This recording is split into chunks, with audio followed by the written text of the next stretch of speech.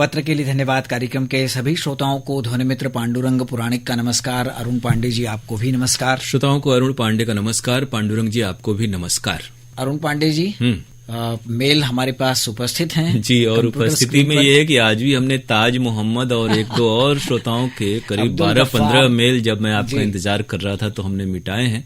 तो श्रोताओं से फिर एक बार कहें कि वो ध्यान दें और अन्य जो कार्यक्रम है फरमाइशी उसमें वो भाग लें और उन्हीं नंबरों और ईमेल आईडी पर भेजें। उसमें भी ये हो रहा है, हमें लगता है कि बहुत सारे श्रोता सिर्फ एक औपचारिकतावश भेजते हैं। जैसे आज ही प्रोग्राम जो होता रहता है तो कई फिल्में जो नहीं होती उसकी भी फरमाइशें लोग भेजते हैं, तो इससे पता चलता है कि वो फिल्मों के नाम नहीं सुन रहे हैं और पुराने संदेश को ही कॉपी पेस्ट कर रहे हैं। तो इन चीजों का ध्यान रखें, तकनीक का इस्तेमाल करें लेकिन विवेक के साथ करें। अरुण जी, हम लोग चाहे वो पत्रों वाला हो, ईमेल हो या व्हाट्सएप फरमाइश वाला जो भी कार्यक्रम होता है या फोन इन हम लोगों का जो कार्यक्रम होता है उसमें भी हम श्रोताओं से यही बात बार बार दोहराते रहते हैं, कहते रहते हैं, लेकिन पता नहीं क्यों कुछ श्रोता है जो हमारी बातों पर गौर नहीं करते हैं। जी बिल्कुल, और वो नियमित रूप से यही गलतियां पिछले कई साल से मुसलसल कर रहे हैं और हमें लग रहा है कि इसमें से कुछ एक श्रोता है जिनका सही आईडी पर आता भी नहीं है और तो उन्हें ध्यान देना चाहिए और जो उनके दोस्त मित्र इस कार्यक्रम को सुन रहे हैं वो उन तक ये बात पहुंचाएं तो हम लोग शुक्रगुजार होंगे उनके। तो चलिए, जिन मेल को हमने पत्र के लिए धन्यवाद कार्यक्रम के लिए छांट लिया है उन्हें शामिल करते हैं। जी, रतिना त्रिपाठी का हरिशंकर नगर कॉलोनी कोटवा कपिलधारा वाराणसी से ये मेल आया है।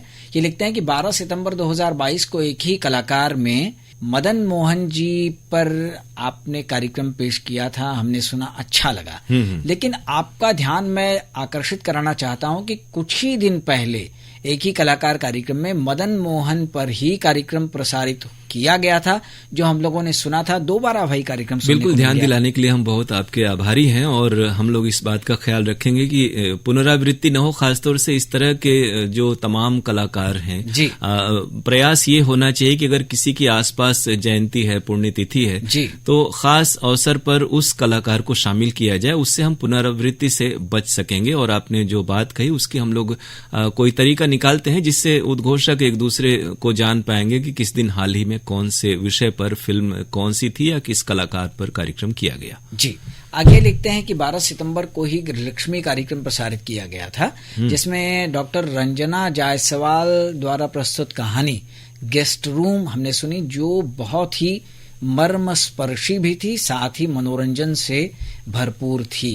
तो इसके लिए हम आप सबको और जो कहानीकार थी रंजना जायसवाल उनको भी बहुत बहुत धन्यवाद देना चाहते हैं और आपसे उम्मीद यही करते हैं कि आप इस तरह के कार्यक्रमों में अच्छी अच्छी कहानियां हम लोगों को सुनवाते रहेंगे। बिल्कुल, हमारे यहाँ से कई साहित्यिक कार्यक्रम भी होते हैं। उसके अलावा आप गृहलक्ष्मी कार्यक्रम में भी कविताएं और कहानियां सुन पाते हैं, खासतौर से समाज और महिला विषयक जो भी विषय वस्तु होती है उसके ऊपर। तो आपकी बधाई रंजना जी तक पहुंच रही है। इनके मेल में आगे इन्होंने लिखा है कि आपसे मिलिए कार्यक्रम में स्त्री धन पर एडवोकेट मिथिलेश कुशवाहा जी से चंदन सिंह की जो बातचीत आपने प्रसारित की थी वो बातचीत भी हमें बहुत अच्छी लगी और इसमें किस तरह के कानूनी प्रावधान हैं उनके बारे में हमें बहुत ही अच्छी जानकारी मिली। इसके लिए बहुत धन्यवाद। तो आपकी बधाई मिथिलेश जी तक और चंदन जी तक भी इस कार्यक्रम के जरिए पहुंच रही है। एक काशी विश्वनाथ मंदिर से जुड़े एक अधिकारी हैं, उनसे भी चंदन जी ने बातचीत की थी, वो बातचीत भी हमें बहुत अच्छी लगी। 22 सितंबर को शाम 7:30 पर मुशायरा हम लोगों ने सुना, ये अच्छा लगा।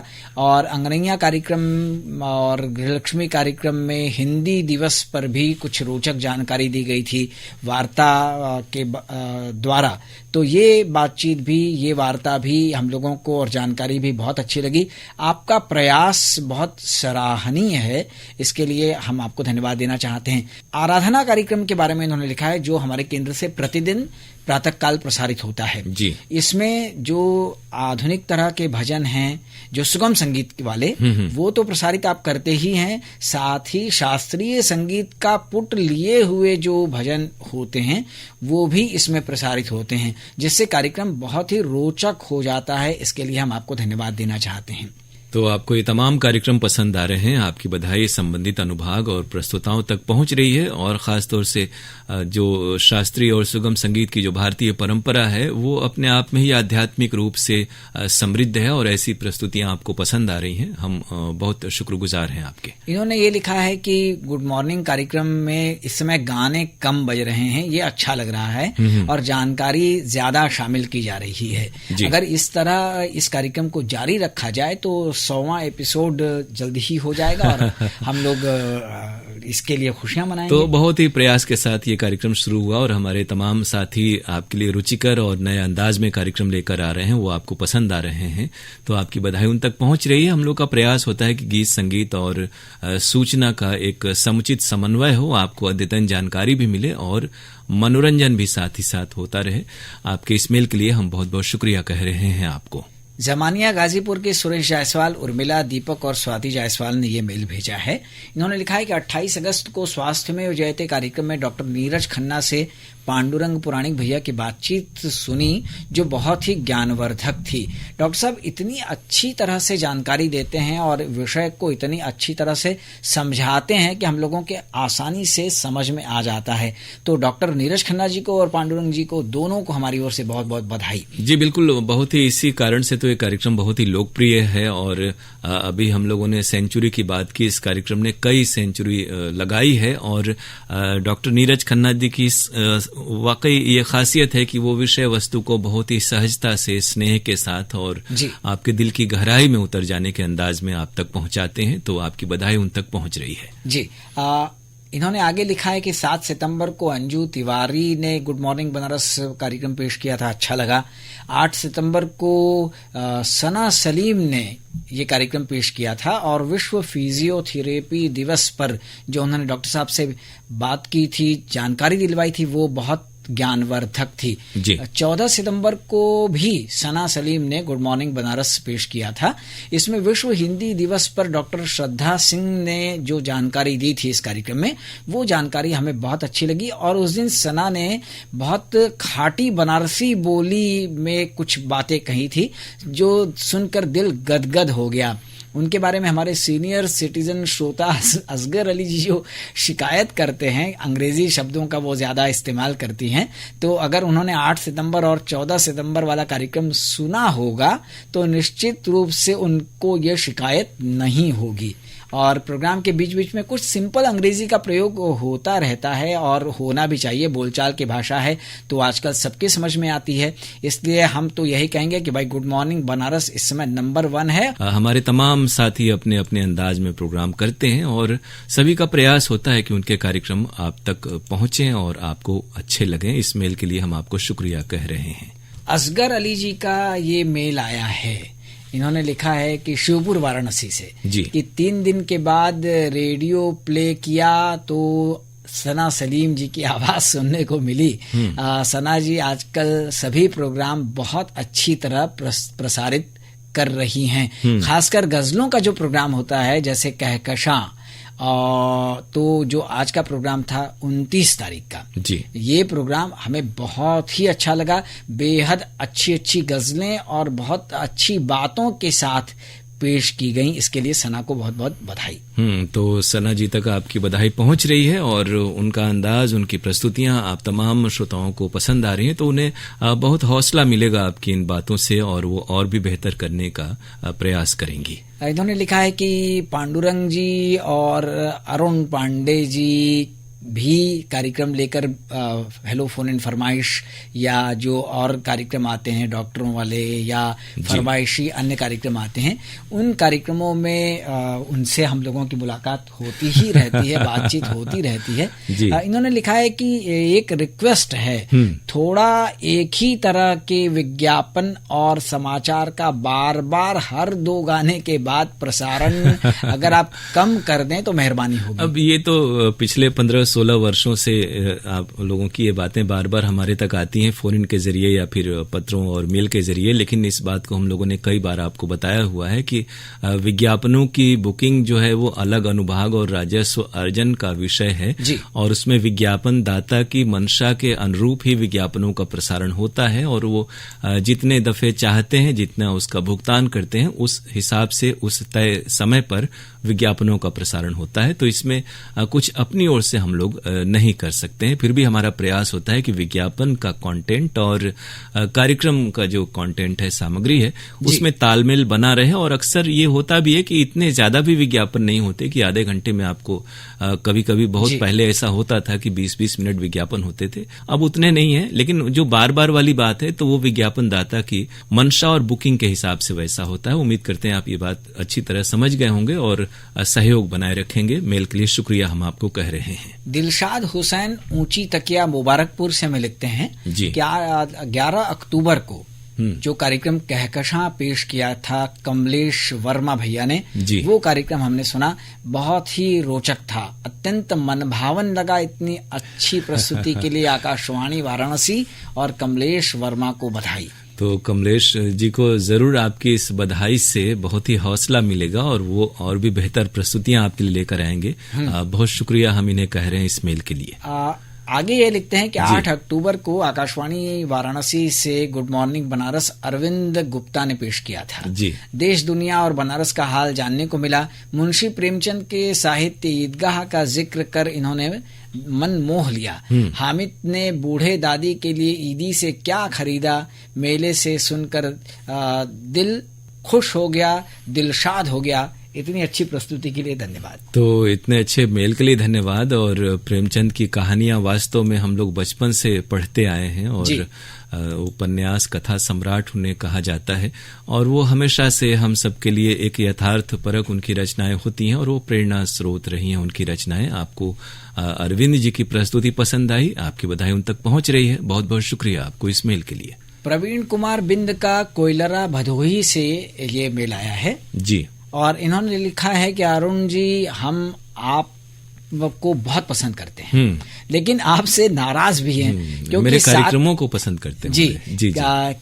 क्योंकि 7 तारीख को व्हाट्सएप में हमने एक बार भेजा, आपने 2 बार पढ़ा और आप हमें कहते हैं कि एक बार भेजिए। जो हमने सोचा कि एक बार भेजा है तो 2 बार कहाँ शामिल होगा, लेकिन आपने 2 बार शामिल कर दिया। इसका कारण ये कि आप हमें बहुत पसंद करते हैं। होता क्या है कि मेल उस व्हाट्सएप उस सीक्वेंस में नहीं आते जिस सीक्वेंस में फिल्में बताई जाती हैं। तो कई बार क्या होता है कि एक फिल्म के लिए 4 रहता है, बीच में आगे की फिल्म के लिए कोई मेल रहता है। तो ऐसा अगर हो जाता है तो फिर हम उस फिल्म के साथ भी आपका नाम पढ़ दिया करते हैं। इस कारण से ऐसा हो गया। लेकिन ये जरूर है कि हम लोग सभी श्रोताओं से फिर कहें कि व्हाट्सएप में बार बार फरमाइशें आती हैं और हाल ही में हमने एक प्रोग्राम किया था, उसमें जो हम लोग 10-12 शहरों के नाम बोलते थे तो उस मेल में 25 शहरों से श्रोताओं के नाम थे। और ये वाकई इसमें अगर उन 25 शहरों के नाम के एक व्हाट्सएप से शामिल किया जाए तो 2-4 मिनट एक श्रोता को ही लग जाएंगे।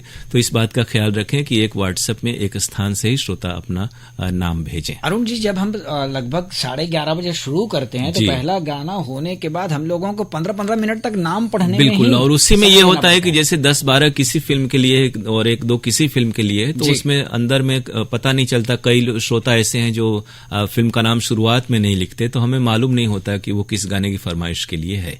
इन्होंने लिखा है कि आप लोग हेलो फोन इन फरमाइश कार्यक्रम पेश करते हैं, वो अच्छा लगता है, और गुड मॉर्निंग बनारस भी हमारा प्रिय कार्यक्रम है। तो ये तमाम कार्यक्रम आपको पसंद आ रहे हैं, हम बहुत शुक्रिया आपको कह रहे हैं। इसी प्रकार आप मेल में अपनी सलाह और शिकायतें हम तक अवश्य पहुंचाते रहेंगे, ये उम्मीद है हमारी। राजकिशोर चौहान, बड़क चौहान का गढ़नोखा लालगंज रोहतास बिहार से ये मेल आया है। इन्होंने लिखा है कि 22 सितंबर को कहकशां जो पेश किया गया था वो कीर्ति ने पेश किया था। बहुत ही अच्छा कार्यक्रम था, सुंदर गजलें गीत इसमें शामिल किए गए थे, इसके लिए कीर्ति को बहुत बहुत बधाई।